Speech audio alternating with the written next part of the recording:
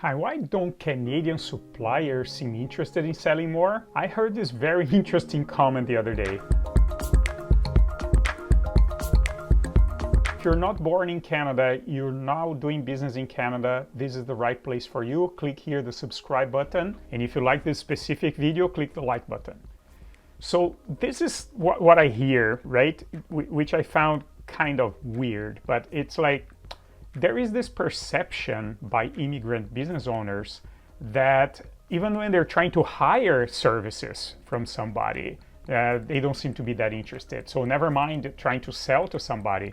In the end of the day, what I'm talking about in this video is about relationships overall, right? There is, of course, an emphasis here on supplier service providers because I want to make a point. I want to show how Canadians treat relationships as a whole. So if it's like what I'm going to mention today in this video for suppliers, so you can extrapolate and imagine how that also applies to sales and to your client relationships as well, right? So the complaint that I get from immigrant business people is that there is a lack of flexibility or a lack of sense of urgency, even in the part of their suppliers. They're trying to hire a lawyer, accountant, or a supplier of whatever type of product or service. And these are the things I hear from immigrants. Poor time availability to meet. Like you contact somebody, they say, I have time for you next week. People are like, wow, I'm calling to offer you new business. I want to buy from you, and you can only talk to me next week, right? There's also extended timelines to deliver. It's like, for example, let's say I went ahead and I hired somebody to do something for me. They say, yep, we're gonna come and do this work for you in whatever, 4 weeks, 5 weeks from now. So this comes across as very strange to people, especially when it's people that come from emerging countries, right? Another common thing that immigrant entrepreneurs seems to find weird, it's like, well, these guys are only coming with off-the-shelf offerings. They're not being creative at all, not offering me anything special. They're coming with something that is ready. They're not talking to me right away, and they're promising to deliver whatever it is that I need still sometime down the road. And then there is this wrong conclusion that people reach. They tend to think that there is a lack of motivation from part of Canadians, that Canadian suppliers and service providers simply, they don't make an effort to get new clients. Some people even mention to me, oh, are they lazy? What's happening? No, none of these are the correct conclusions. And there's something that can be done about that, so your relationships are better in Canada. We have our platform here called Your Business in Canada, and in this platform we guide you through this process to achieve success in Canada, and you do that with other companies like yours that are also owned by immigrant entrepreneurs that are building their success in Canada. Come on board, click the link. Okay, let's look then at this specific complaint that why don't even Canadian suppliers seem to be interested to selling more to me, right? Let's see what's actually happening here. What is actually happening and how you can deal in this environment. We need to remember that historically, Canada tends to be more steady than most of the countries where immigrants come to Canada from, right? Like typically a lot of immigrants in Canada today come from emerging countries with much higher volatility and instability. It could be political, it could be economic, right? For example, back home in many countries, if the Minister of Finance goes in front of the TV and says something that the markets get nervous about, the currency fluctuates by 5-10%. I've never seen that happen in Canada. There's nothing a politician says that will move the currency, right? The fundamentals are much more steady. It doesn't move according, I guess if this guy gets elected, he can change anything anytime, right? So there's more economic and political stability in Canada. Because of that and because of the economic stability, there's more long-term visibility. So people tend to look into the long term more often, right? And what happens is that relationships tend to mirror this environment. Relationships also tend to be more steady. So it takes longer for somebody to become your client, but then it also takes longer for them to change their mind and do something else. So for this reason, a lot of the Canadian companies, they may sell products or services, they have that idea and that mentality of the customer lifetime value. meaning it's much easier to keep a customer happy because they may come back to buy from me. Maybe not this month, maybe they're not in a subscription model, but if they're happy, they will become back.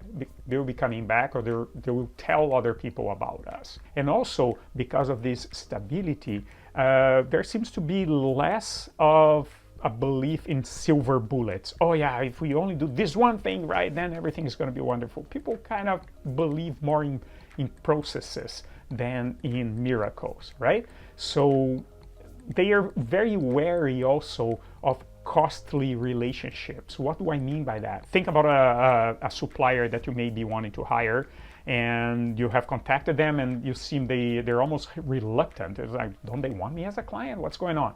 Well, what they're doing is they're assessing all the impact, potential impact in their present structure and also into the future of dealing with a client like you. Like maybe they think, well, this guy seems to be really high maintenance. We've already offered them what we typically offer for a client that's just starting to deal with us, and they already want this exception, they want the other exception. I'm not sure it's worth the effort. So you will deal with that type of situation, right? They're very wary of costly relationships. Also, Canadians typically have lower anxiety to close a deal, right? If you call a supplier and say, hey, I want to buy from you, and they're not going to be, oh my God, yeah, of course, can we do this tomorrow? Like they are working according to a plan in that environment of more stability, right? The other thing I noticed, I was born and raised in an emerging country, and I've been in Canada for almost 26 years now. And one thing I noticed that's very common in my country of origin is that you are at a meeting and whoever you're meeting with, their cell phone rings and they say, oh, sorry, I need to take this. It's really important. It's a client. Or somebody will knock on the door and come, hey, listen, there's so-and-so on the phone. And the meeting gets interrupted. So why does that happen? That happens because of that high sense of urgency that this needs to be solved now. The irony is that I haven't seen this happen in Canada, where somebody gets interrupted in the middle of the meeting. It's like somebody's going to call, they're going to get the voicemail, and then I will get back to them, right? People don't get interrupted. There's not this habit of being interrupted at meetings or in the middle of a Zoom call, right? So people put their phones on do not disturb, right? So if I'm a potential supplier, you're contacting me, you want to buy something that I sell, if you're calling me and I'm in the middle of a meeting with another client, I'm not going to take your call, right? I may have a team that takes calls, but you may get into a queue on the phone, so you have to wait to talk to somebody. I know it comes across as a little weird, especially for people from emerging countries. They say, my God, I have a potential client calling me. How come you don't answer right away? Well, be patient a little bit. It happens with suppliers. Imagine what happens with clients, right? It's the same thing. People will not make room if that means that they're gonna have to abandon prior commitments. For example, if I'm just meeting with a potential new client today and they want me to give a very decent piece of business, but that means I will have difficulty deliver what I have already promised to other people, I will not accept that in those conditions within those timelines. I say, yeah, great, I'll be happy to serve you. We will be able to deliver this to you 8 weeks from now. And people are, what do you mean 8 weeks? You should be able to do this for 3 weeks. Well, because we have other projects in the pipe. Our staff is committed, our resources are committed, and yeah, we will be able to put, according to our schedule, we'll be able to deliver this to you in 8 weeks. This comes across as crazy to somebody who was born and raised like in the country where I was, which is, whoa, you're kidding me? There's an opportunity? Yeah, sure. Promise to the guy, and then we'll find a way. You have to can work weekends, we can do this, can do that, and then you will improvise along the way, and maybe that client that you had promised something for the Friday, you deliver on the next Tuesday, and you apologize because something happened and whatever, and you make it fit kind of in a way, right? And that doesn't seem to be the preference of Canadians to do business. So Canadians, in that low anxiety that I'm describing, don't like to get interrupted, and they don't like to make room in detriment of prior commitments. It's like, yep, I promised this, I'm gonna do it. And now that I'm sitting with you, I'm paying attention only to you. I'm not gonna be distracted by somebody else barging in here and saying they want to do business with me. So what that all means is that pressure tactics tend to have poor outcomes, right? It's like, yeah, oh, do you want or not? Because if you don't want, I'm going to call somebody else. People say, yeah, well, I guess you can call somebody else too. I'm telling you, this is the condition under which I can deliver to you excellent value for what you're going to pay me. But if apparently your needs, I cannot meet your needs, right? You're going to hear that shockingly from Canadian suppliers sometimes, right?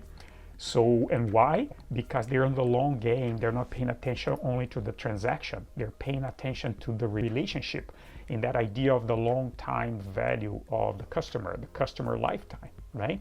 Canadians are certainly interested in selling to your business, but they're not too anxious about it, right? Of course, everybody wants new clients, but they want to do it the right way, in a way that doesn't cause internal problems within their structure, and it doesn't cause problems to their existing client base. So if they can fit what you're bringing, they will have built the infrastructure, they'll be happy to take you as a client and move very quickly.